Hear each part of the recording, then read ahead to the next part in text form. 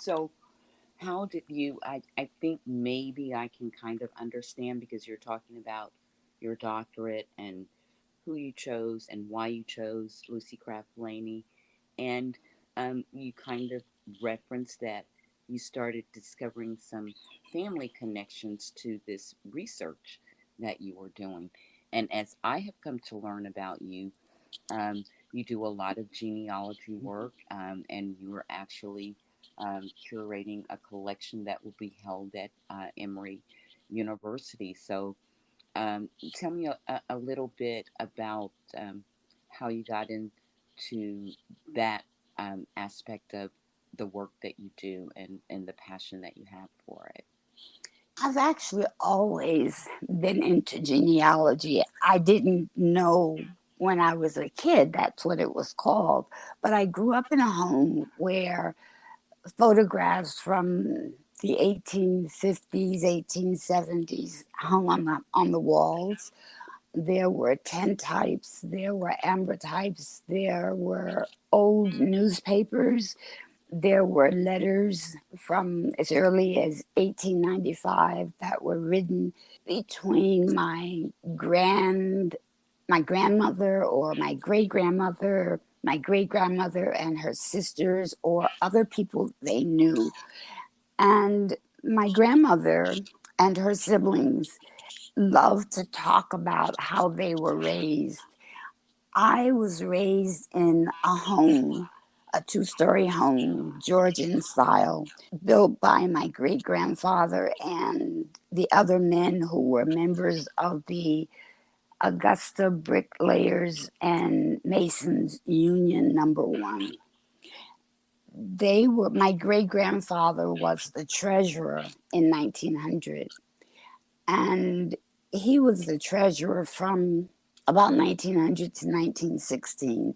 Mm-hmm. And I know I didn't have to look any of this up. They were just amazing keepers of documents and information. So I had pictures, I had receipts that he wrote. The union also served as a kind of benevolent society, Mm-hmm. and at times they would give money to people who were ill in the community. My great grandparents were also very active. My great grandmother was a milliner and a seamstress. Okay.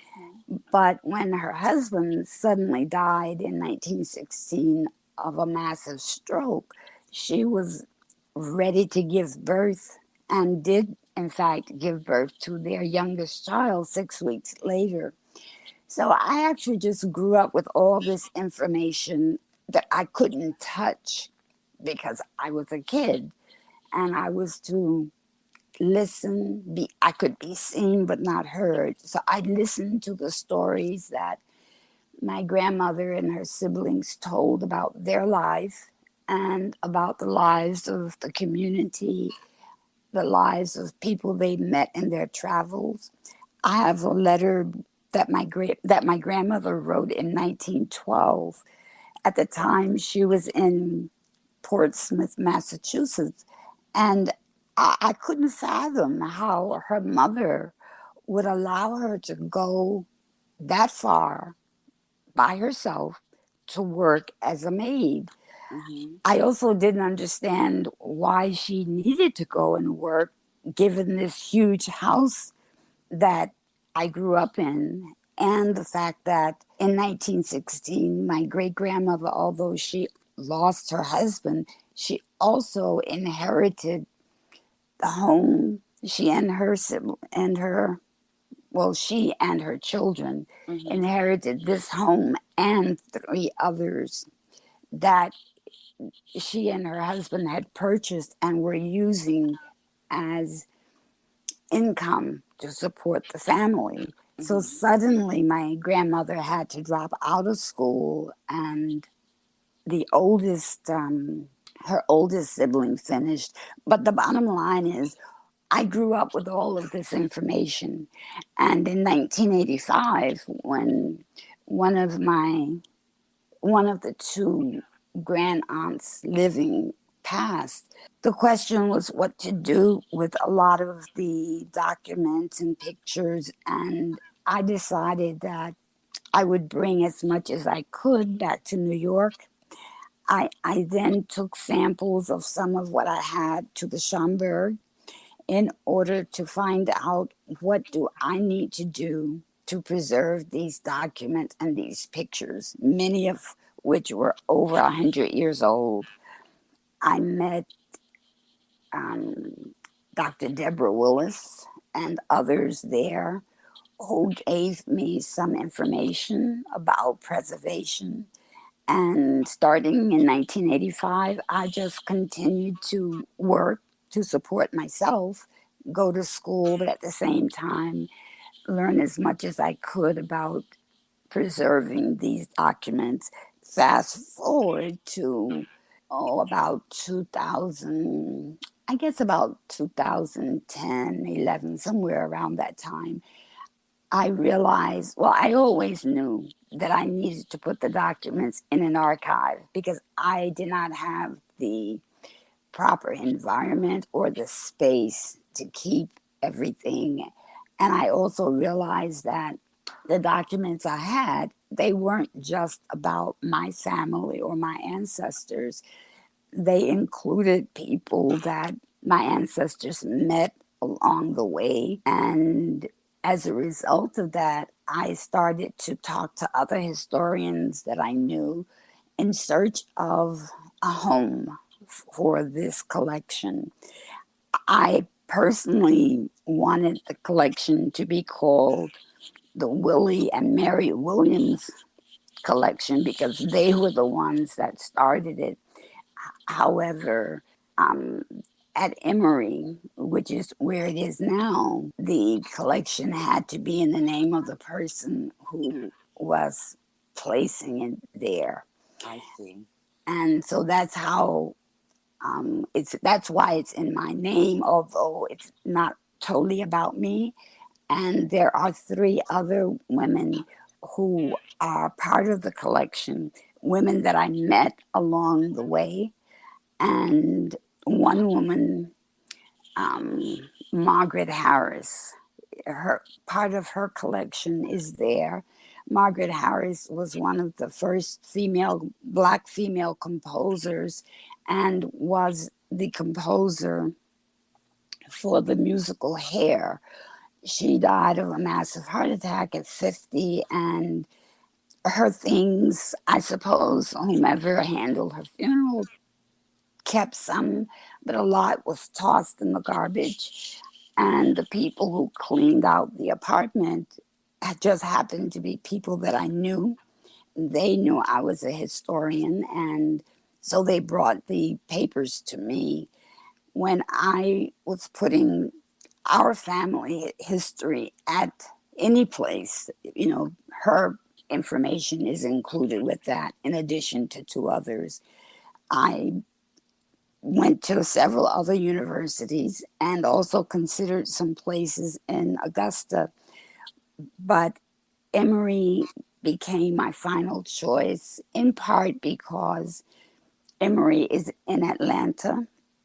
Lucy Craft Laney's portrait hangs in the state capitol at Atlanta, in Atlanta.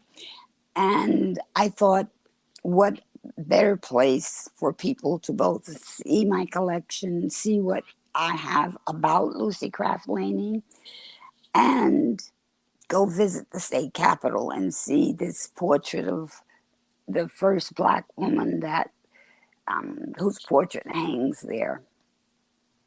And in the course of all of this, I needed to learn how to preserve the information.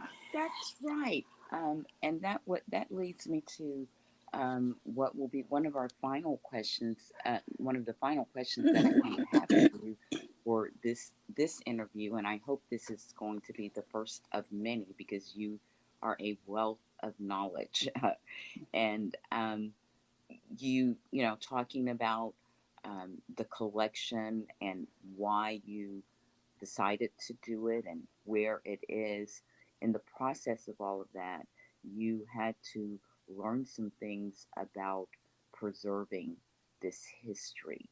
And I would love for you to, I think you were getting ready to get into that, but share with us some of the things that you would learn that would be beneficial to others who may be inspired to do this or who are already doing Yes, well, as I said, the first thing I did was to go to the Schomburg, and one of their recommendations was to make copies of all of the letters and photographs.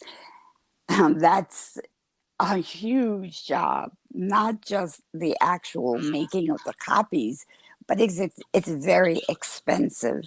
it. Mm-hmm. But they gave me the name of several photographic shops or companies that would do that. And I started out doing exactly that, making copies of the larger pictures, which are 16 by roughly 16 by 20. Mm-hmm. Thankfully, the photographic studio or company that I went to explained to me that the best thing for me was not to make copies of everything, rather to have, um, gosh, I can't think of the name. So, negatives made. Mm-hmm. There's a formal name that won't come to me at the moment, but they photographed everything. And rather than actually printing a copy of each a proof sheet, rather than printing a copy of every picture, every letter, they simply photographed it, made negatives so that I have negatives of everything, but I also had proof sheets. And Okay. what that allows you to do is to choose which pictures you might want to make a copy of. It Okay. also helps you not to keep handling the originals. Uh-huh. Once I did that, the next step was to remember to try as much as possible to use gloves, white gloves, when handling the documents so that you don't get fingerprints all over them, Mm-hmm. and to categorize the documents that you have. In that way, you know what you have, and if it ends up that you place your photographs, documents at an archive, you know what you're placing. You don't necessarily have to do that.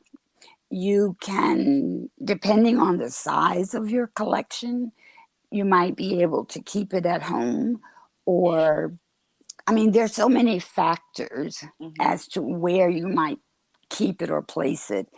But making copies and having a proof sheet and negatives is really important.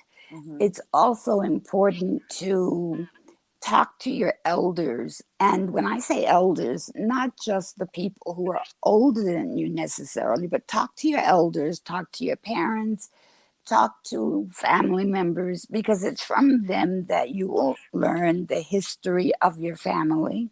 Mm-hmm. Talk to friends of the family, because sometimes friends know a lot more about your family than even your family. Right.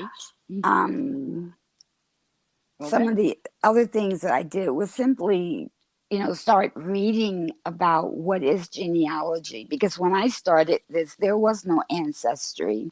mm-hmm. And even though the Mormons have this humongous archive from which all of the others have evolved, I didn't always have access to that either. I went to the courthouse, Mm-hmm. different places to have access to the census.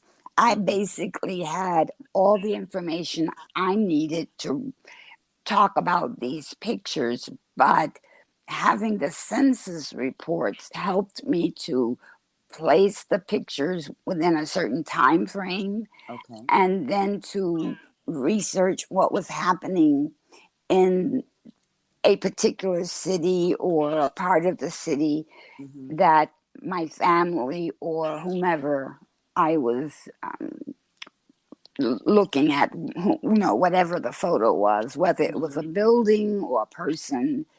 or whether it was a sales receipt. I even have, there's one ticket from for a baseball game that I believe it's 1937, and I actually didn't know there were black baseball teams in Yes, the Augusta. Negro League. Yeah. Yes, Hmm. and I didn't know that a large number of not just the Negro leagues, but minor leagues actually practiced and played games in Augusta.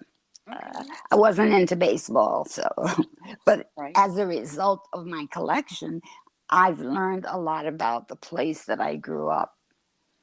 That is awesome.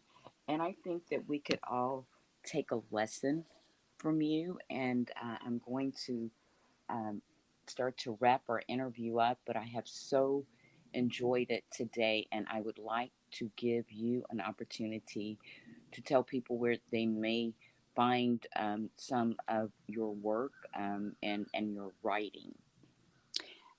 Okay, um, one of the places that, if you'd like, for those who'd like to see some of the photographs that I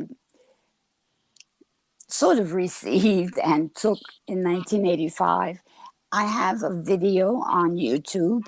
It's called Mary Marshall's Mission.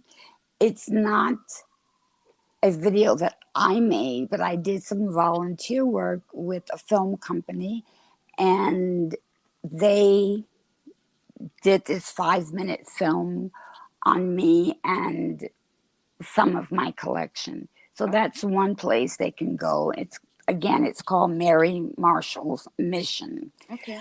I also have um, some articles that I've done on medium.com, and that is under Dr. Mary Marshall. Okay.